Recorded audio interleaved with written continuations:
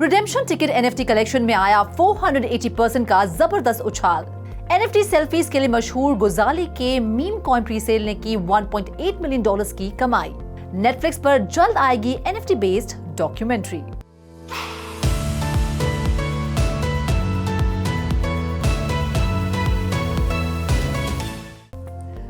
Hello and a very warm welcome to all of you.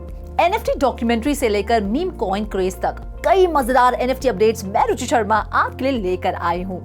तो हो जाइए NFT verse के इस खास एपिसोड के लिए तैयार। इसमें आपके फेवरेट एनएफटी प्रोजेक्ट्स की डिटेल्स तो होंगी ही, साथ ही हम एक स्पेशल गेस्ट से भी करेंगे मुलाकात। लेकिन सबसे पहले जानते हैं पिछले हफ्ते कैसा रहा एनएफटी मार्केट का हाल।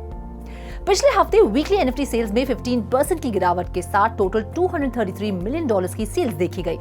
करीब 3 हफ्ते के इंतजार के बाद बिटकॉइन एनएफटीज ने एक बार फिर हाईएस्ट वीकली एनएफटी सेल्स का खिताब अपने नाम किया।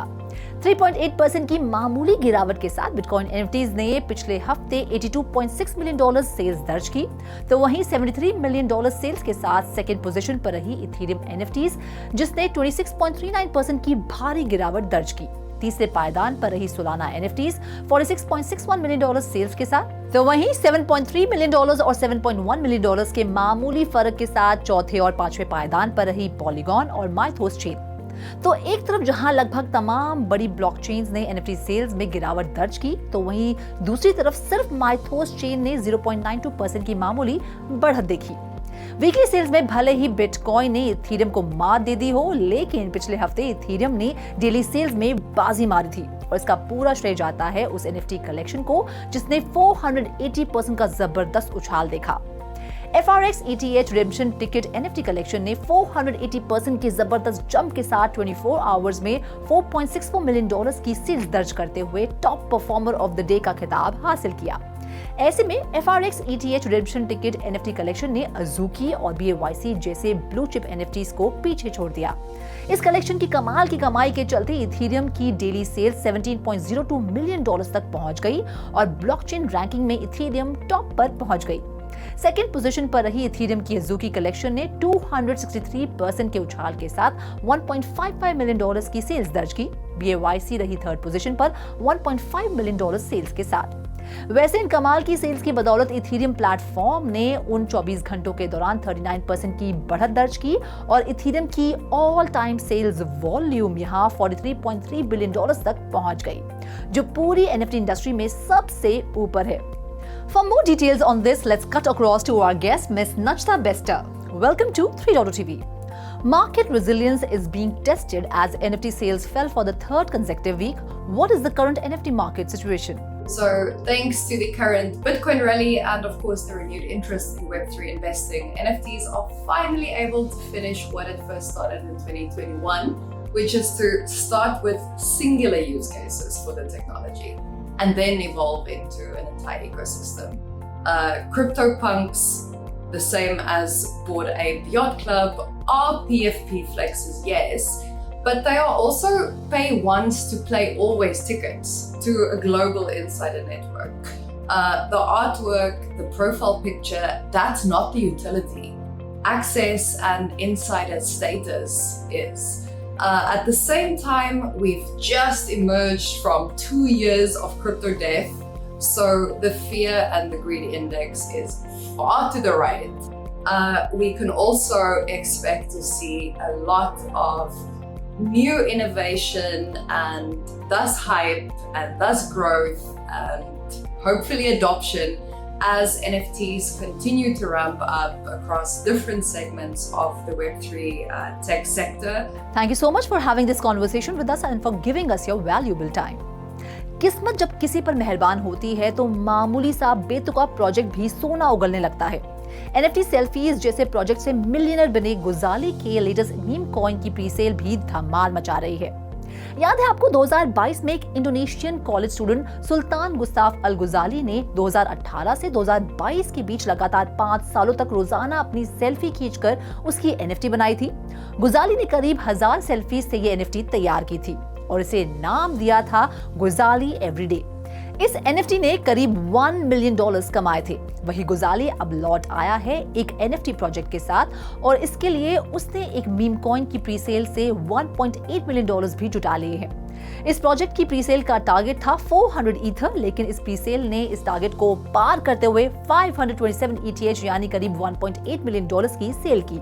2023 में कॉलेज से ग्रेजुएट होने के बाद गुजाली ने एक्स पर ये पोस्ट किया कि वो अब फाइनली सेल्फीज लेना बंद कर देंगे और वो खुद को लकी मानते हैं कि ऐसे स्टूपिड आइडिया से उन्होंने इतनी कमाई की है। खैर, मीम कॉइन्स में चल रही रैली को देखकर गुजाली ने अपना मन बदल लिया और अब वो गुजाली एवरीडेज का सेकंड एडिशन लेकर आने वाले हैं। ये प्रोजेक्ट बेस ब्लॉकचेन पर होगा और बेहद यूनिक तरीके से ERC-404 फॉर्मेट में मीम कॉइन्स और NFTs को ब्लेंड करेगा।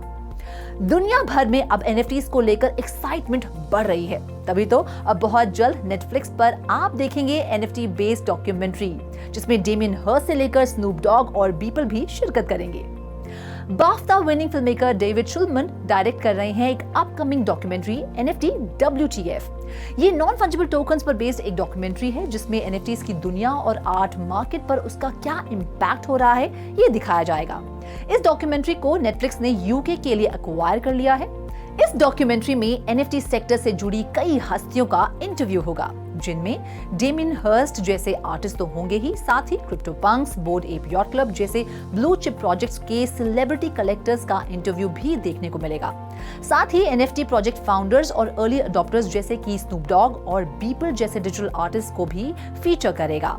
इस डॉक्यूमेंट्री में हर्स्ट ने अपने NFT प्रोजेक्ट द करेंसी की भी चर्चा की है, जो कि 10,000 यूनिक स्पॉट पेंटिंग्स की सीरीज थी और इसके लिए कलेक्टर्स को ऑप्शन दिया गया था कि वो चाहे तो फिजिकल आर्ट वर्क रख सकते हैं या फिर उसका NFT डिजिटल वर्जन रख सकते हैं। और जिन कलेक्टर्स ने NFT वर्जन को चुना उनकी ओरिजिनल पेंटिंग्स को जला दिया गया।